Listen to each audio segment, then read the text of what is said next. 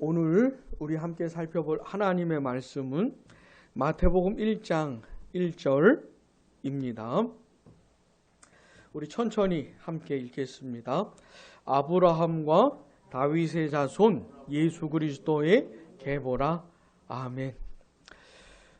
우리가 지난번에도 이렇게 계속 말씀드렸던 것처럼 오늘부터 이 마태복음을 통해서 우리 예수님을 알아가려고 합니다.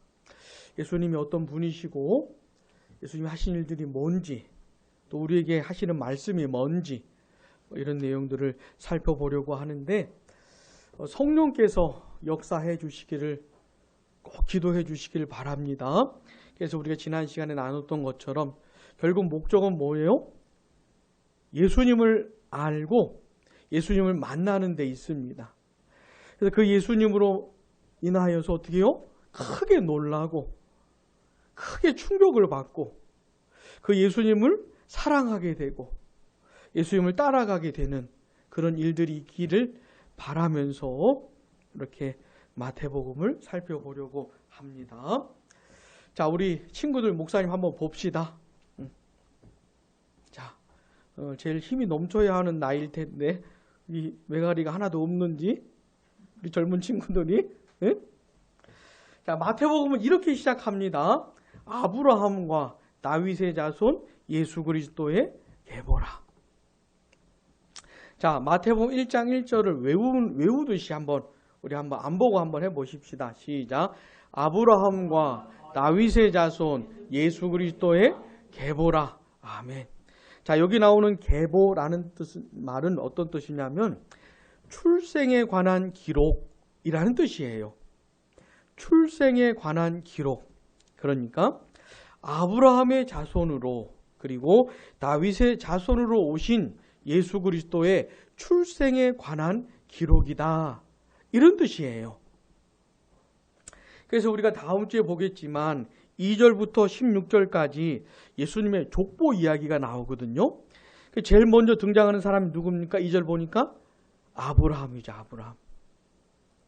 그러니까 예수님의 족보예요. 아브라함이 예수님의 육신의 조상인 겁니다. 자, 그런데 아브라함에게도 아버지가 있었을 거 아닙니까? 그 아버지가 또 있었을 거 아닙니까?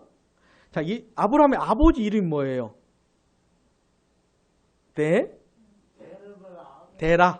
데라잖아요. 근데 이 마태복음을 기록한 마태는 의도적으로 아브라함부터 딱 꺼내는 거예요. 그러니까 이게 다음 시간에 자세하게 살펴보겠지만 굉장히 의도적인 족보입니다. 예수님의 조상들을 쭉 다 하나도 한 명도 빠뜨리지 않고 다 나열하는 게 아니고 의도적으로 이렇게 쓰고 있는 족보예요. 근데 아브라함부터 시작하고 있죠. 이게 굉장히 중요합니다. 그 다음에 이 예수님의 족보 자체는 전체적으로 다윗을 강조하는 족보예요.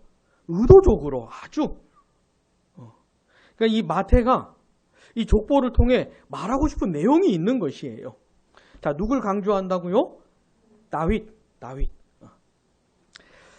그래서 오늘은요, 아브라함의 후손으로 그리고 다윗의 후손으로 자손으로 예수님이 오셨다는 걸 살펴보려고 하는 거예요. 예수님은 아브라함의 후손으로 그리고 다윗의 후손으로 오셨다는 것, 그리고 그게 어떤 의미를 갖는 것인지를 생각해 보려고 하는 겁니다. 자, 첫 번째, 예수님은 어떤 분이십니까? 아브라함의 자손으로 오신 분입니다. 아브라함의 후손으로 오신 분이에요. 자, 우리 창세기 12장으로 한번 가보십시다. 창세기 12장은 성경 전체에 있어서 굉장히 중요한 장입니다. 굉장히 중요한 장이에요. 창세기 12장에서 하나님이 아브라함을 부르시는 이야기가 나오는데 이 이야기가 굉장히 중요한 이야기입니다. 창세기 12장 1절에서 3절 우리 한번 같이 읽어봅시다. 여호와께서 아브라함에게 이르시되 너는 너의 고향과 친척과 아버지의 집을 떠나 내가 내게 보여줄 땅으로 가라. 내가 너로 큰 민족을 이루고 내게 복을 주어 내 이름을 창대하게 하리니 너는 복이 될지라.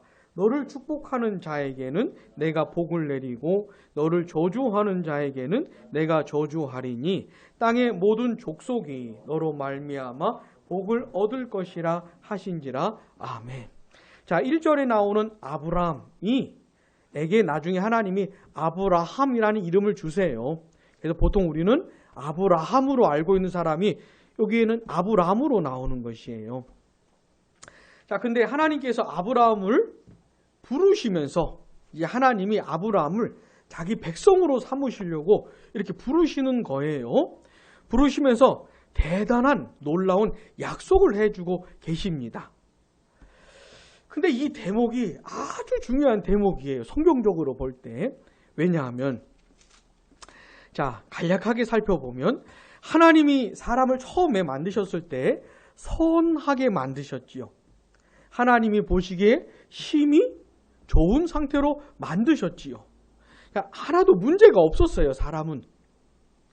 근데 그 사람이 하나님의 선하심과 인자하심을 무시하고 하나님께 불순종하면서 죄를 지은 겁니다. 그러면서 심각하게 사람이 망가진 것이에요. 자, 근데 놀라운 게 뭡니까? 그 사람을 하나님이 그냥 버리시지를 않으시고 어떻게 해요? 다시 구원하시려고 하는 겁니다.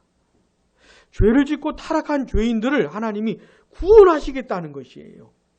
자, 그 하나님의 의지를 창세기 3장 15절에 보니까 여자의 후손을 통해서 보여주셨지요.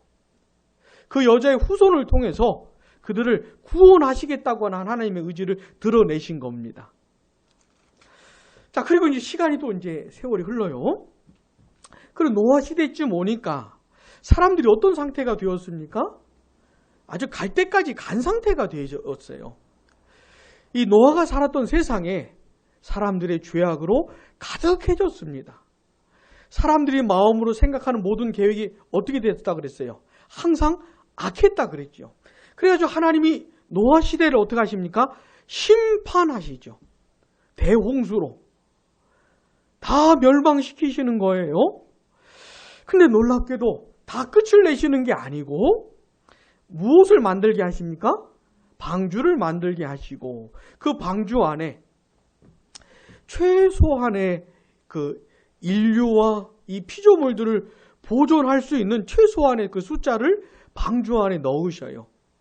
방주를 통해 구원하시고 보존하십니다. 그리고 방주에서 나오게 하시면서 어떻게 해요? 다시 시작을 하셔요. 다시. 놀랍지요. 사람은 계속 죄를 짓고 계속 하나님을 거역하고 계속 어긋나요. 계속 반대로 가요. 근데 하나님 이런 죄인들을 버리시질 않으세요. 또 구원하시고 또 구원하시는 겁니다. 이 흐름을 놓치시면 안 돼요. 그리고 창세기 11장에 오면 어떤 얘기 나옵니까? 바벨탑 이야기가 나오죠. 아니, 그쯤 했으면 사람들이 그 하나님의 은혜를 깨달아 하나님의 뜻대로 살아가야 할 텐데, 자, 창세기 11장에 오면 이 또 사람들이 집단적으로 하나님을 거역을 합니다. 하나님의 이름을 드러내고 하나님의 영광을 나타내야 할 텐데 그러질 않고 우리 이름을 드러내고 우리를 나타내고 우리를 높이고 사람들이 그러는 것이에요. 그러면서 바벨탑을 쌓게 타는 것입니다. 저 하늘 꼭대기까지 닿는 그 대단한 탑을 만들겠다는 것이에요. 자, 하나님께서 원하시는 건 뭡니까? 사람들이 온 세상에 흩어지기를 원하시는 거예요. 하나님은. 응? 근데 이 사람들은 뭐예요? 그 탑을 중심으로 모이려고 하는 겁니다. 그러면서 하나님의 뜻을 정면으로 거역을 하고 있는 것이에요. 그때 하나님께서 그들을 다 흩으시면서 그리고 창세기 12장에서 누굴요? 아브라함을 부르시는 것이에요. 자, 계속 하나님을 거역하는 역사가 계속 진행이 되죠.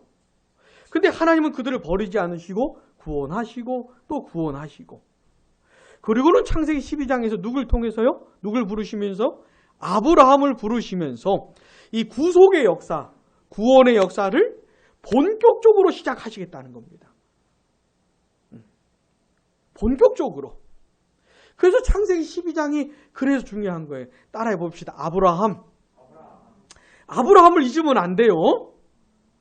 하나님이 아브라함을 부르시면서 죄인들을 구원하시는 구속의 역사, 구원의 역사를 어떻게 해요?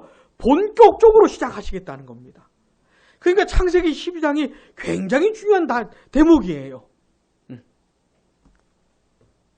자, 이렇게 아브라함을 부르시면서 아브라함에게 약속을 하시는데 그 약속 가운데 하나가 뭐냐면, 자, 창세기 12장 3절 하반절 같이요. 시작. 땅의 모든 족속이 너로 말미암아 복을 얻을 것이라 하신지라. 아멘. 이겁니다. 땅의 모든 족속이 너로 말미암아 복을 얻을 것이라. 자, 이 약속을 기억하셔야 돼요. 자, 내용이 뭐라고요? 땅의 모든 족속이 아브라함으로 말미암아 복을 얻게 될 것이다. 이게 하나님이 아브라함에게 하신 약속이에요. 근데 이 약속이 나중에 창세기 22장 가보시면 더 구체적으로 드러납니다. 한번 펴보세요. 창세기 22장. 아브라함이 이삭을 번제로 드리는 사건이 지난 후에 있은 후에 하나님이 이렇게 약속을 하십니다. 창세기 22장 18절 같이요. 또 내 씨로 말미암아 천하 만민이 복을 받으리니. 아멘. 아까 보았던 창세기 12장 3절 하반절에서 했던 그 약속이 있잖아요. 땅의 모든 족속이 아브라함으로 말미암아 복을 얻을 것이다 라고 하는 그 내용이 22장에 와서 더 구체적으로 드러나는 겁니다. 그 약속의 뜻이 뭔지 구체적으로 더. 자, 18절에 보니까 아브라함으로 말미암아 이렇게 말을 안 하지요. 아브라함의 무엇이요? 씨로 말미암아 천한 만민이 복을 받을 것이다. 이렇게 내용이 전개가 되고 있지요. 여기서 말하는 씨는 아브라함의 자손을 말하는 겁니다. 아브라함의 후손을 말하는 것이에요. 자, 아브라함에게서 계속 자녀들이 태어날 거 아닙니까? 그 후손들을 말하는 것이에요. 근데 여기 보면, 이 본문에 보면 이 씨가 복수가 아니고 단수입니다. 복수가 아니고 뭐라고요? 단수. 이게 단수라는 걸 기억을 해요. 단수라는 걸 기억을 해야 돼요. 아니, 보면 아브라함의 아들 이삭이 태어나고 이삭의 아들이 태어나고 그 아들들이 태어나고 쭉 엄청나게 많은 사람 후손들이 태어날 거 아닙니까? 그 많은 자손들 중에 딱 한 사람, 딱 한 자손, 딱 한 사람 있잖아요. 그 딱 한 사람을 통해서 천하 만민이 복을 받을 것이라고 하는 말씀인 겁니다. 그러니까 이게 누구냐 도대체. 여기 나오는 천하 만민은 우리도 포함되는 얘기입니다. 자, 하나님께서 아브라함을 통해서 주시겠다고 하는 이 복 있잖아요. 천하 만민이 얻을 수 있는 이 복 있잖아요. 이게 우리에게도 해당되는 내용이거든요. 그러니까 우리도 이 아브라함의 자손, 수많은 자손들 중에 딱 한 사람, 약속된 딱 한 사람을 통해서 나도 복을 받을 수가 있는 거예요. 자, 그러니 과연 이 사람이 누구냐? 응? 알아야 되겠죠. 약속된 아브라함의 이 딱 한 후손, 딱 한 자손, 이 한 사람. 도대체 이 사람이 누구냐? 이게 이제는 천하 만민이 알아야 하는 내용이 된 겁니다. 오직 이분을 통해서만 복을 받을 수 있기 때문에. 온 세상 사람들이 궁금해하고 탐구하고 온 힘을 다해 찾아가야 될 분이 바로 이분이에요. 온 세상 사람들이 온 힘을 다해 추구하고 찾아 나서야 할 분이 바로 이분인 겁니다. 아브라함의 씨, 아브라함의 후손. 도대체 이 단수, 이 자손이 도대체 누구냐? 이분을 찾아가야 되는 것이에요. 그래, 이분을 통해서 어떻게 복을 받아야 되는 겁니다. 과연 이 단수로 약속된 이분이 도대체 누굴까요? 우리 갈라디아서 3장 한번 보십시다. 제가 가진 것으로 신약성경 305쪽. 갈라디아서 3장 16절 3장 16절 전에 그 전에 내용이 뭐냐면 아브라함에게 하셨던 약속, 그 복을 주시겠다는 거 있잖아요. 그 복이 뭔지를 쭉 얘기를 해주다가 16절 이렇게 말하는 겁니다. 이 약속들은 아브라함과 그 자손에게 말씀하신 것인데 같이요. 여럿을 가리켜 그 자손들이라 하지 아니하시고 오직 한 사람을 가리켜 내 자손이라 하셨으니 곧 그리스도라. 아멘. 자, 창세기 22장의 내용이 갈라디아서 3장으로 이어지고 있는 것이에요. 한 자손을 통해서 복을 받게 될 것인데 천하 만민에게 복을 주실 그 한 자손이 누구라고요? 그리스도라고요. 그 복이 여럿을 통해서 약속된 게 아니고 딱 한 사람을 통해서 복을 얻을 것이라고 약속이 된 것인데 그 약속된 그 딱 한 사람이 바로 그리스도라고요. 메시아라고요. 그분이 구원자라고요. 천하 만민에게 복을 주실 수 있는, 천하 만민이 복을 얻게 하실 수 있는 약속된 그 한 분이 그리스도라고요. 사도 바울이 갈라디아서에서 이렇게 해석을 해주고 있는 겁니다. 그리고 오늘 본문 마태복음 1장 1절에서는 아브라함의 자손으로 오신 예수님을 말해주고 있는 것이에요. 아브라함의 자손으로 예수 그리스도께서 오셨다라고 말씀해주고 있는 겁니다. 그러므로 창세기 12장에서 22장에서 약속된 그 단수 아브라함의 그 자손이 누굴 가리키는 겁니까?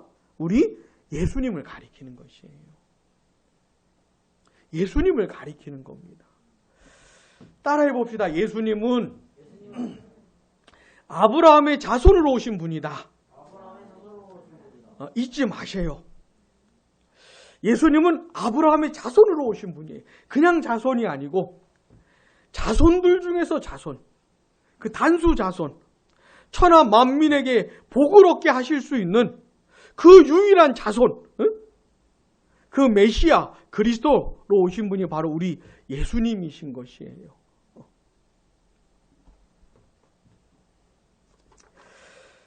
그 예수님을 통해서만이 복을 얻을 수 있는 겁니다. 사랑하는 여러분, 잊지 마셔요. 우리 예수님 어떤 분이셔요? 아브라함의 자손으로 오신 분입니다.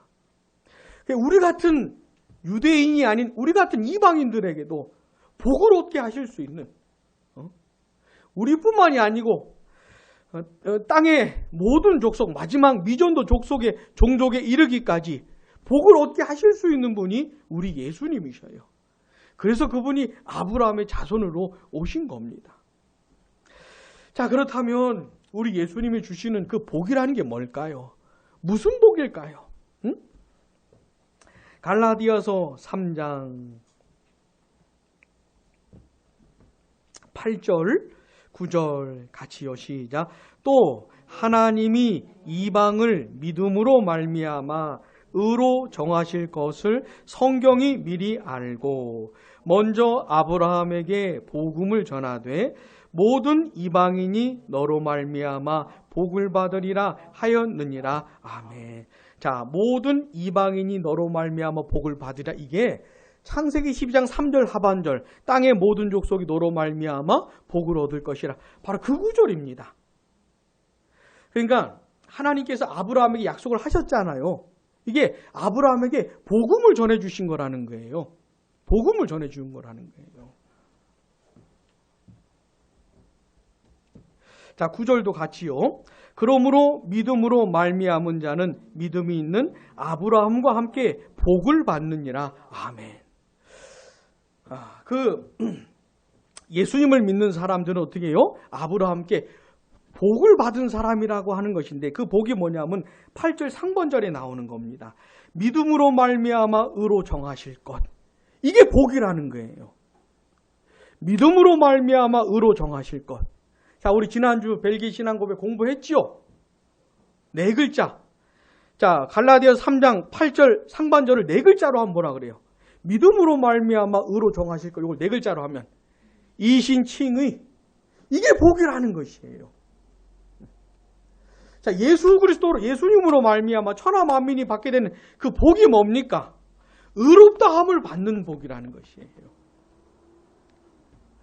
자, 태어날 때부터 부패한 마음을 가지고 태어나서 살아가는 내내 하나님 앞에서 죄를 짓고 살았던 죄인들이 하나님 앞에서 완전히 죄 용서, 죄 사함을 받고 의롭다함을 받고 이제 하나님과의 관계가 화목하게 되고 친밀하게 회복되는 그 은혜, 이게 이신칭의 은혜예요. 하나님이 죄인들을 받아주시는 은혜예요. 하나님이 죄인들에게 의인이라고 선언하시고 의롭다고 선언을 하시고 깨어지지 않는 영원한 관계를 회복하시는 은혜, 이게 이신칭의 은혜예요. 내가 하나님께 나아갈 수가 있는 거예요. 이제 나의 예배, 나의 기도, 나의 헌신, 나의 인생을 하나님이 이제 받아주시는 것이에요. 내가 하나님을 사랑하는 나의 마음, 하나님을 위해 살고 싶은 나의 중심, 나의 열심, 나의 수고, 이 보잘것없는 모든 것들을 하나님이 어떻게 다 받아주시는 그런 은혜가 이신칭의 은혜예요. 하나님께로 나아갈 수 있는 길이 열린 것이에요. 이게 이신칭의 은혜인 거예요. 자, 이게 뭐라고요? 이게 복이라고요. 이게 복이에요.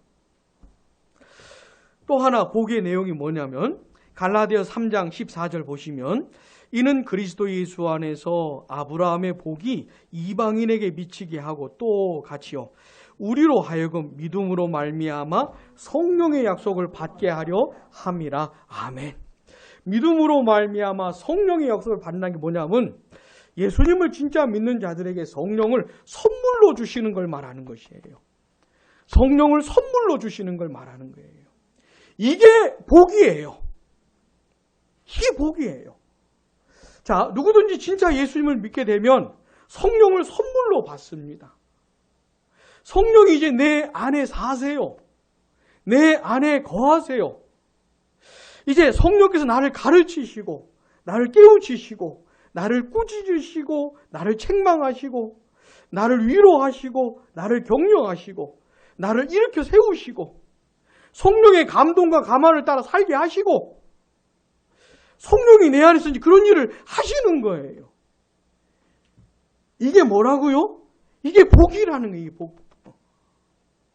그래서 이 성령의 역사를 따라서 하나님을 사랑하는 마음이 깊어지고 하나님을 사랑하는 마음이 식어질 때에는 성령께서 날 깨우셔서 그러면 안 된다고 말씀해 주시고 하나님의 영광을 위해 살고 싶은 마음을 불러일으켜 주시고 또 옛날처럼 내 중심적으로 나를 내 편한 대로 내 중심적으로 살아가려고 하면은 성령께서 안 된다고 책망하시고 더 이상 그렇게 살면 안 된다 하시고 하나님의 뜻을 향해 나아가게 해주시고 이제 성령께서 하시는 것이에요.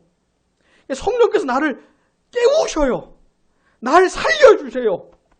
응? 우리가 뭐 어떻게 하나님 앞에서 평생 하나님을 사랑하는 마음으로 충만하고 응? 하나님의 영광을 위해 살고 싶은 열정으로 가득하고 어떻게 늘 그렇게 살겠습니까?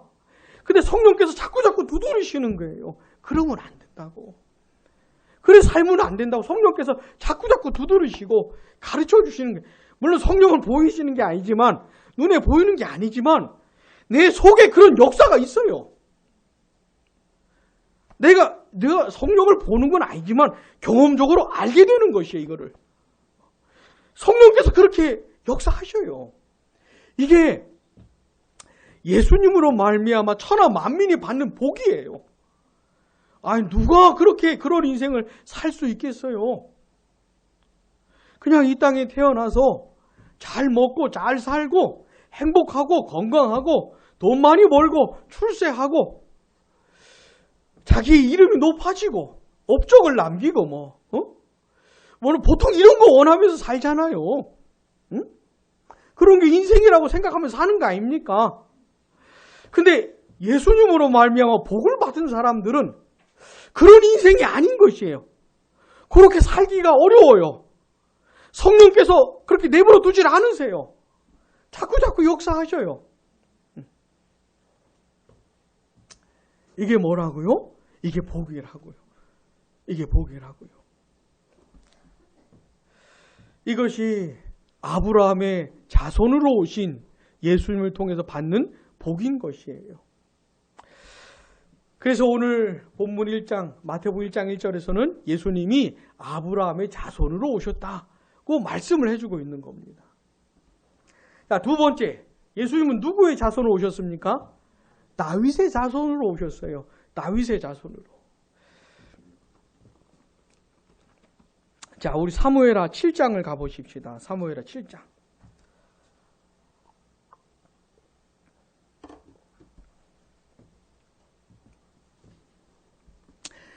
사무엘하 7장을 보시면은 하나님이 다윗을 이스라엘 두 번째 왕으로 세우시고 다윗에게 정말 은혜를 많이 베풀어 주셨어요. 다윗이 크게 감사하면서 자기는 아주 훌륭한 궁전에서 살고 있는데 하나님의 언약궤는 아직 휘장 가운데 있는 것이 다윗이 생각을 할 때 다윗의 생각입니다. 마음이 안 좋은 것이에요. 그래서 하나님의 언약궤를 둘 수 있는 하나님의 집을 만들고 싶어 했던 겁니다. 그런 다윗에게 하나님이 약속을 해주시는 게 사무엘하 7장에 나오는데, 자, 사무엘하 7장 11절 하반절 보셔요. 또 내게 이르노니, 거기 보입니까? 같이요. 여호와가 너를 위하여 집을 짓고.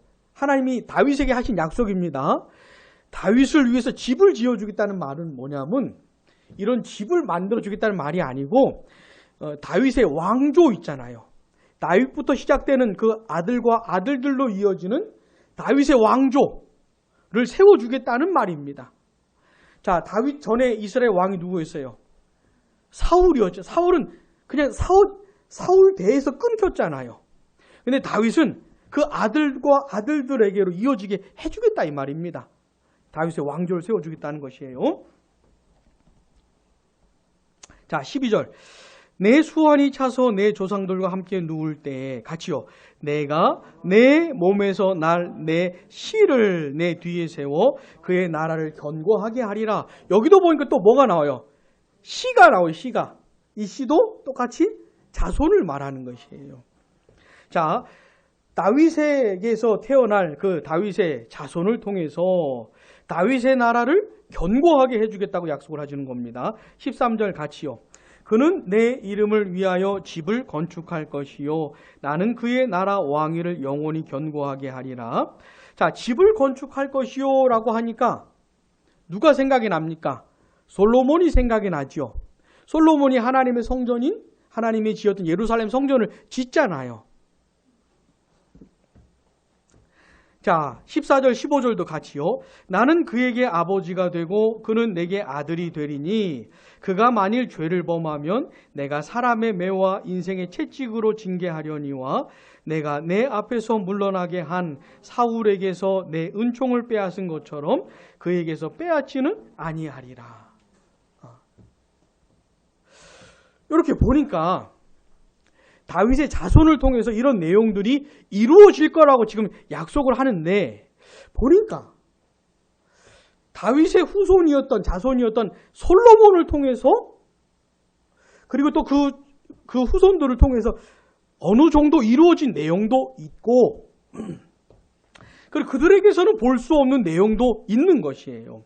자, 16절 같이요. 내 집과 내 나라가 내 앞에서 영원히 보존되고 내 왕위가 영원히 견고하리라 하셨다 하라. 아멘.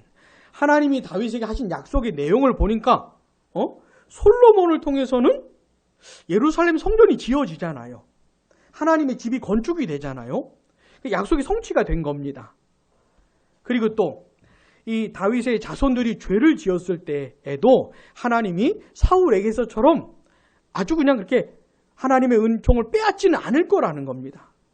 우리가 지금 사무엘하 많이 읽었잖아요. 사무엘하 지나면 열왕기 상하가 나오잖아요. 놀라운 건 뭐냐면 이 다윗의 후손들이 왕들인데 죄를 많이 지어요. 근데도 그 나라가 금방 멸망하지 않습니다. 하나님이 이 다윗에게 하신 약속을 지키시기 때문에 그런 것이에요. 자, 그런데 그 솔로몬이나 그 아들들을 통해서는 이루어지지 않는 내용도 약속이 되고 있습니다. 그게 뭐냐면 다윗의 나라가 영원할 것이라는 거예요. 다윗의 나라가 영원 무궁할 거라는 겁니다. 영원히 견고할 거라는 거예요. 자, 이 내용은 이루어지질 않았잖아요. 왜냐하면 솔로몬 이후에 이스라엘이 둘로 나눠지고 북쪽은 누구에게 멸망당합니까? 아수르에게 멸망당하고 남쪽은 바벨론에게 멸망을 당하잖아요. 그러니까 다윗의 나라가 영원할 것, 이거는 좀 안 된 거잖아요. 이루어지지 않은 거잖아요. 그래서 하나님이 다윗에게 하신 이 약속의 내용은 잘 들으셔요. 솔로몬이나 그 자손들을 통해서 어느 정도 이루어지기는 했지만 궁극적으로 이 약속을 이루실 다윗의 자손이 올 거라는 얘기예요. 솔로몬도 아니고 그 아들들도 아니고 이 다윗의 하신 약속을 궁극적으로 성취하실 그 자손이 올 거라는 것을 보여주고 있는 것입니다. 그리고 그 다윗의 자손을 오실 그분을 통해서 다윗의 나라가, 그 다윗의 자손의 나라가 영원 무궁할 거라는 것이에요. 자, 영원토록 흔들리지 않는 그 나라, 영원토록 멸망당하지 않는 그 나라, 그 나라를 다윗의 자손이 세울 거라는 겁니다. 다윗의 자손을 오실 그분을 통해서 영원 무궁한 나라가 이루어질 거라는 그런 약속인 것이에요. 자, 요한계시록 18장에 보시면 이런 말씀이 있습니다. 무너졌도다 큰 성 바벨론이요. 따라해 보십시다. 무너졌도다 큰 성 바벨론이요. 우리 한번 찾아볼까요? 요한계시록 18장 2절. 요한계시록 18장 2절. 힘찬 음성으로 외쳐 이르되 같이요. 무너졌도다 큰 성 바벨론이요. 아멘. 자, 여기 나오는 이 큰 성 바벨론은 이 세상을 상징하는 것이에요. 이 세상 나라. 우리 예수님 이 세상에 다시 오실 때 최후 심판의 날에 이 세상 나라들이 멸망할 거라는 겁니다. 무너질 거라는 거예요. 이 세상이 멸망당할 거라는 겁니다. 이 세상 나라들이 무너질 거라는 것이에요. 여러분, 우리가 보기에 우리가 지금 살아가는 이 시대에 가장 강한 나라가 어디입니까? 아무래도 미국인 것 같지요? 근데 예전 같지는 않아요. 이제 중국이 일어나려고 하면은 이렇게 좀 어려워지기도 해요. 그 옆에 이제 러시아까지 힘을 보태면은 상황이 복잡해지기도 해요. 미국이나 중국이나 러시아 같은 나라들은 우리가 대한민국 사람인 우리가 볼 땐 대단한 권세를 가진 그런 나라입니다. 우리는 그 중간에 껴가지고 이래야 되나 저래야 되나, 중국 눈치도 살펴야 되고 미국 눈치도 살펴야 되고 막 그런 현실인 것이에요. 그 줄타기를 잘해야 살아남을 수 있는, 참 안타까운 겁니다. 근데 그 대단해 보이는 미국이나 중국이나 다 멸망당할 거라는 것이에요. 예전에 아수르 제국이 멸망당하고 바벨론이 멸망당했고 로마가 멸망당했던 것처럼 다 멸망당할 거라는 것이에요. 그런데 이 세상 나라들이 다 무너지는 그때에도 영원히 무너지지 않는 그 한 나라가 있다는 겁니다. 그 나라가 있다는 것이에요. 자, 그러면 중요한 게 뭡니까? 내가 그 나라 백성이 되는 게 중요하지요. 영원히 멸망당하지 않는 그 나라 백성이 되는 게 이게 중요한 것이죠. 응? 한 7, 80년 한 재밌게 살다가 죽고 그 다음에 그 멸망당할 세상에 속해가지고 영원히 멸망당하면 안 될 거 아닙니까? 영원토록 견고한 무너지지 않는 그 나라 백성이 내가 되어야 될 거 아닙니까? 자, 그 나라가 누구를 통해 세워진다고요? 다윗의 자손으로 오실 그분을 통해서 영원 무궁한 나라가 세워진다고요. 그러니 그분이 누군지를 알아야겠지요. 여러분 그분이 누굽니까? 다윗의 자손으로 오셔서 영원한 그 나라를 세우실 분이 누굽니까? 우리 예수님인 것이죠. 우리 누가복음 한번 보십시다. 누가복음 1장. 예수님의 그 육신의 어머니인 마리아에게 천사가 나타나서 예수님이 태어날 것에 대해서 말을 해주면서 누가복음 1장 31절 보시면 보라 내가 잉태하여 아들을 낳으리니 그 이름을 예수라 하라 이런 말씀을 해주고 나서 32절 33절 같이요. 그가 큰 자가 되고 지극히 높으신 이의 아들이라 일컬어질 것이요 주 하나님께서 그 조상 다윗의 왕위를 그에게 주시리니 영원히 야곱의 집을 왕으로 다스리실 것이며 그 나라가 무궁하리라. 아멘. 왜 예수님이 탄생하는 그런 얘기를 할 때 왜 천사 가브리엘이 왜 다윗의 얘기를 왜 하는 것일까요? 다윗의 왕위를 그 예수님에게 주겠다는 것이에요. 그런 얘기를 왜 하는 것일까요? 그 예수님의 나라, 그 예수님의 나라가 영원 무궁할 것이라고 약속을 해주고 말을 해주고 있잖아요. 그러니까 사무엘하 7장에서 약속된 그 다윗에게 주신 하나님의 약속이 다윗의 자손을 통해서 이루어질 것인데 그 궁극적인 그 자손이 누굴 가리키는 겁니까? 우리 예수님을 가리키는 것이에요. 다윗의 후손으로 오실 영원히 무너지지 않는 그 나라를 세우러 오실 그 예수님을 가리키는 겁니다. 그래가지고 마태복음 1장 1절에서는 우리 예수님을 다윗의 후손으로 오신 것에 대해서 말씀을 해주고 있는 것이에요. 자, 오늘 우리는 예수님이 어떤 분이신지를 생각해 본 겁니다. 첫 번째 누구요? 아브라함의 후손이요. 두 번째는 다윗의 후손으로 오신 겁니다. 만약에 예수님이 아브라함의 후손이 아니고 다윗의 후손으로 오신 게 아니라면 우리하고는 아무 상관이 없는 것이에요. 근데 왜 우리가 예수님을 왜 믿어야 되는 겁니까?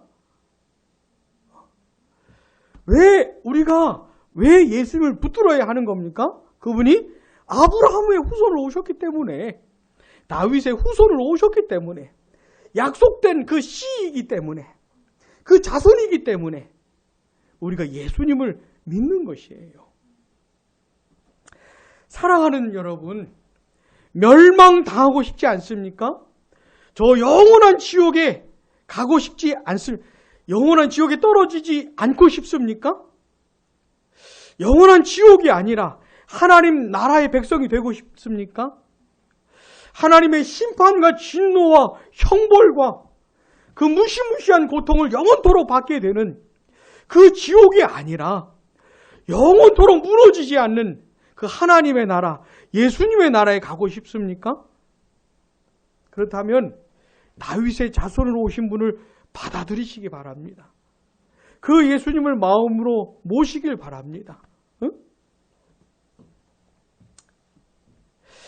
모든 죄를 용서받고 하나님께 의롭다함을 받고 하나님께 나아갈 수 있고 하나님 나를 만나주시고 하나님과 교제할 수 있고 성령께서 내 안에 사시면서 날 깨우시고 가르쳐주시고 훈계하시고 인도하시고 이런 성령의 역사를 경험하며 살기를 원하신다면 아브라함의 후손으로 오신 예수님을 받아들이시기 바랍니다. 예수님을 꼭 믿으시기 바라요. 예수님을 믿는 것 외에는 다른 대안이 없어요. 그냥 태어나서 평생 자기 중심적으로 살다가 자기 원하는 대로 하고 싶은 대로 살다가 이 세상을 떠나 영원한 지옥에 가는 것밖에 없어요. 100년 미만의 인생 하나님과 상관없이 그냥 내 뜻대로 내 마음대로 살다가 그래 인생 끝내고 영원한 지옥으로 가는 것 외에는 없어요. 이 아브라함의 후손이요 다윗의 자손으로 오신 예수님을 안 믿으면 다른 대안이 없어요. 그냥 그렇게 살다가 죽는 것밖에 없어요. 부디 예수님을 꼭 믿으시기 바랍니다. 꼭 믿으시길 바라요. 자, 누구든지 천하 만민이라 그랬어요. 누구든지 이 아브라함의 자손이요 다윗의 자손으로 오신 예수님을 진짜 믿는 사람들에게는 예외 없이 놀라운 복이 임합니다. 놀라운 복이 임해. 이건 있잖아요. 실제로 맛보면서 사는 겁니다. 경험하면서 사는 것이에요. 우리 지난주 우리 친구 휴가여가지고 어떤 산에 갔다 왔지요. 대청복은 못 가봤다고 하던데, 응? 가보니 어때요? 즐거웠어요? 힘들었어요? 그 형은 힘들었어요? 즐거웠어요? 그래. 뭔가를 경험했잖아요. 자, 그 설악산에 안 갔다 온 사람은 알지 못하지요. 설악산을 못 가보고, 못 보고, 그 땅을 밟아보지 않은 사람들은 경험을 못 해보지 않았습니까? 근데 우리 친구들은 경험한 세계잖아요. 자, 예수님을 진짜 믿으면 이걸 경험적으로 알게 되는 세계입니다, 이게. 진짜 예수님을 믿는 사람들이 이런 세계가 열리는 것이에요. 하나님과 교제하면서 삽니다. 하나님을 예배하면서 살고, 하나님을 만나면서 살고, 성령과 함께 살고, 성령의 역사를 따라 살고, 실제로 맛보면서 사는 것이에요. 그래 살다가 어떻게 해요?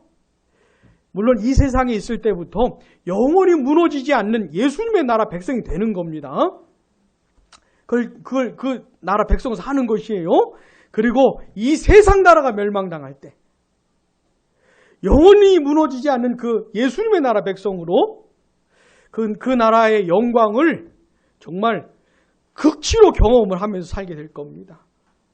영원히 무너지지 않는 게 도대체 뭔지 그때 가서 아주 놀랍게 영광스럽게 경험하면서 살게 될 겁니다. 마태복음 1장 1절 잊지 마셔요. 아브라함과 다윗의 자손 예수 그리스도의 계보라. 이건 하나님이 세상을 만드시면서부터 예수님이 다시 오실 때까지 이 구원의 역사 있잖아요. 죄인들을 구원하셔서 그들을 멤버로 하는 하나님의 나라를 세우실 구속의 역사, 이 어마어마한 구속의 역사를 한 문장으로 요약한 것이 마태복음 1장 1절이에요. 그러니까 마태복음 1장 1절인 겁니다. 그러니까 마태복음 1장 1절을 가지고 성경 전체를 조망해 볼 수 있는 것이에요. 잊지 마셔요. 자, 마태복음 1장 1절 같이 해봅시다. 아브라함과 다윗의 자손 예수 그리스도의 계보라. 잊지 마셔요. 기억하시고 이 내용이 이 1장 1절이 뭘 말해주는지 많이 묵상해 보시고 예수님이 왜 유일한 분이신지 왜 예수님밖에 없는 것인지 그 내용을 생각하시면서 예수님을 꼭 붙드시기를 예수님이 주시는 그 놀라운 복을 다 받아 누리게 되시기를 바랍니다. 기도하겠습니다.